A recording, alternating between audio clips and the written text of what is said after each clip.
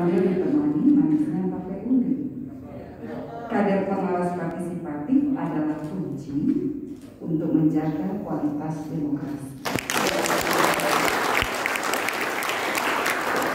Itu catatan pertama untuk kader pengawas partisipatif.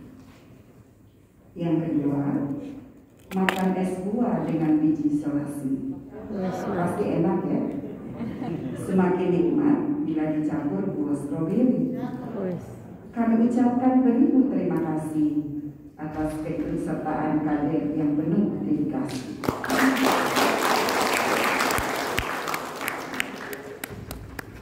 Bismillahirrahmanirrahim. Assalamualaikum warahmatullahi wabarakatuh. Selamat siang, salam sejahtera untuk kita semua. Alhamdulillahirabbil alamin. Wassalatu wassalamu ala asrafil anbiya wal mursalin sayyidina Muhammadin wa ala alihi wa ashabihi ajma'in. Yang saya cintai dan selalu saya banggakan, Ketua dan anggota Bawaslu Provinsi DKI Jakarta, terima kasih sudah menjadi bagian yang mendukung pelaksanaan kegiatan SKPP pada hari ini. Demikian juga yang saya cintai dan saya banggakan, teman-teman Bawaslu Kota Jakarta Pusat yang tentu sudah bersusah payah berkomunikasi, mencari jalan, menentukan tanggal, dan akhirnya disepakati untuk dilaksanakan SKPP pada hari ini. Saya kira ini ikhtiar yang luar biasa dan perlu kami apresiasi. Jangankan SKPP ya Pak Wali, pilkada pun bisa ditunda karena pandemi. Jadi ini satu hal yang tidak perlu terlalu kita diskusikan secara panjang. Jadi apa yang kita lakukan adalah mempertemukan dua kepentingan, keselamatan kemanusiaan dan keselamatan demokrasi yang kita cintai bersama. Jadi ini memang satu tantangan yang luar biasa bagi kita. Teman-teman Bawaslu Kota Jakarta Barat dan juga Kabupaten Pulau Seribu. Saya sudah hampir 5 tahun di Jakarta Pak Wali, tapi belum pernah sampai ke sini. Ini teman-teman DKI belum pernah ada saya di sana. Yang saya hormati tamu kita pada hari ini yang alhamdulillah bisa ikut bergabung, Pak Wali Kota Jakarta Pusat, Pak Dhani Sukma Esos MAP. Khusus terima kasih saya sampaikan Pak bersama jajarannya atas dukungan kegiatan ini bisa kami laksanakan. Yang saya hormati yang mewakili Polres Jakarta Pusat, Kodim 0501 Jakarta Pusat, terima kasih juga sudah hadir. Yang saya cintai, Kepala Sekretariat Bawaslu DKI Jakarta, dan tentu yang saya istimewakan, adik-adik peserta sekolah kader pengawas partisipatif yang telah hadir di ruangan ini dan dipastikan sehat karena sudah melakukan antigen dan semuanya dinyatakan negatif. Patutlah kiranya kita senantiasa memanjatkan puji dan syukur kehadiran Allah Subhanahu wa Ta'ala, Tuhan yang Maha Esa, karena pada hari ini kita semua masih diberikan kesehatan, kekuatan, keafiatan untuk melaksanakan tugas-tugas keseharian kita. Di tengah banyak teman ataupun saudara atau orang-orang terdekat dengan kita ataupun orang-orang yang jauh dari kita, tapi kita bisa memantau dalam berbagai pemberitaan yang kita bisa akses, yang dalam keadaan sakit ataupun bahkan yang sudah meninggal. Dan saya kira ini satu kesyukuran, nikmat sehat itu ternyata masih diberikan oleh Allah Subhanahu wa Ta'ala, Tuhan yang Maha Esa kepada kita sekalian. Saya meyakini bahwa kenapa kita dipilih untuk menjadi orang-orang yang masih tetap diberi nikmat sehat, pasti Allah ini menitipkan kepada kita untuk terus berjuang melakukan hal-hal yang benar, menegakkan kebenaran dan memberikan manfaat bagi orang banyak. Dan mudah-mudahan apa yang dilakukan oleh Bawaslu pada hari ini adalah bagian dari ikhtiar untuk bisa menebarkan kebaikan dan memberikan manfaat yang besar buat perbaikan demokrasi di tanah air yang kita cintai bersama. Ibu dan Bapak sekalian dan adik-adik peserta SKPP, pertama saya mengucapkan selamat, adik-adik sudah terpilih untuk mengikuti SKPP di titik Jakarta Pusat pada hari ini. SKPP ini dilaksanakan di 100 titik yang tersebar di seluruh wilayah negara Kesatuan Republik Indonesia, dan hampir semua wilayah mengalami penundaan seperti yang terjadi di DKI Jakarta karena kondisi pandemi ini memang tidak hanya dialami oleh DKI tapi hampir seluruh provinsi yang ada di Indonesia. Alhamdulillah sampai hari ini sudah mencapai target kurang lebih 70%. Insya Allah pada bulan depan akan bisa kami selesaikan secara keseluruhan. Ikhtiar untuk bisa menjadikan masyarakat sebagai ujung tombak pengawas pada pelaksanaan pemilu maupun pemilihan ini terus kami lakukan. Bahkan jauh sebelum periode kami di Bawaslu untuk periode 2017-2020 ini juga sudah dilakukan. Sekalipun dengan bentuk kegiatan yang lain, tapi tujuannya tidak berbeda. Adalah bagaimana mempersiapkan, memberdayakan, dan kemudian menjadikan rakyat sebagai bagian yang terpenting untuk mengawal proses demokrasi di Indonesia. Sebagaimana yang kita ketahui bersama, pemilu adalah satu aktivitas yang sangat penting dalam kehidupan kita berbangsa dan bernegara. Ini aktivitas yang secara konstitusional diatur secara khusus di dalam Undang-Undang Dasar 1945. Dan inilah salah satu atau satu-satunya cara yang konstitusional yang digunakan untuk melakukan pergantian kepemimpinan baik di tingkat nasional maupun di tingkat daerah, baik yang akan melaksanakan tugas-tugas pemerintahan ataupun yang akan menjadi wakil rakyat yang akan menjalankan tugas-tugas yang terkait dengan legislasi, kemudian anggaran dan juga fungsi-fungsi kontrol berjalannya pemerintahan. Sehingga kualitas pemerintahan baik di tingkat nasional maupun di tingkat pusat akan sangat ditentukan dengan berjalan atau tidaknya pemilu itu dengan baik, berada di koridor hukum sebagaimana amanah dari Undang-Undang Dasar 1945. Sehingga output dari proses pemilu itu sendiri itu betul-betul akan memberikan wujud kesejahteraan, kebahagiaan, kenyamanan bagi masyarakat sebagaimana yang diamanahkan oleh konstitusi kita pada pembukaan Undang-Undang Dasar 45 sebagai tujuan dari kehidupan kita berbangsa dan bernegara.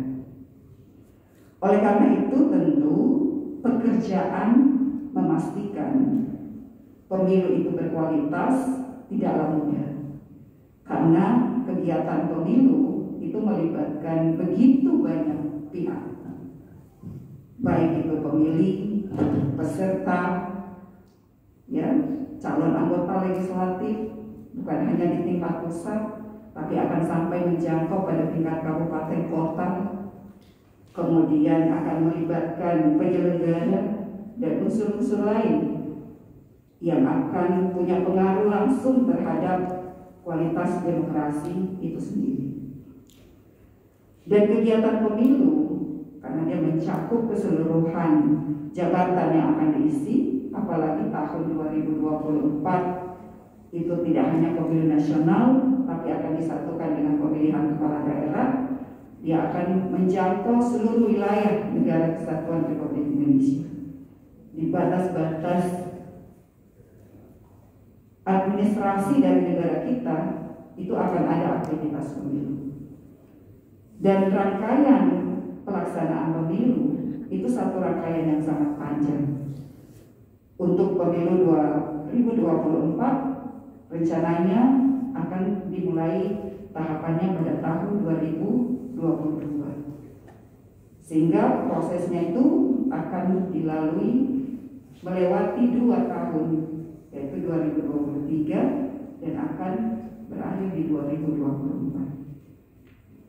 Sehingga tentulah memastikan kualitas pemilu itu tidak bisa hanya dibebankan kepada penyelenggara yang secara formal dibentuk oleh undang-undang, baik itu Bawaslu ataupun KPU. Sekalipun dibentuk secara hierarkis sampai pada jenjang yang paling rendah, tidak mungkin bisa menjangkau seluruh subjek, objek, aktivitas, wilayah yang tersebar di seluruh negara kesatuan Republik Indonesia. Sehingga penting kehadiran dari pengawas partisipatif untuk terlibat langsung, terlibat secara sadar dan terdorong untuk ikut memastikan proses itu berjalan dengan baik, jujur dan adil, taat pada aturan dan asas pemilu. Karena proses pemilu itu sesungguhnya tidak boleh ada sedikit pun pelanggaran. Karena kalau ada pelanggaran itu menjadi noda bagi proses pemilu itu sendiri.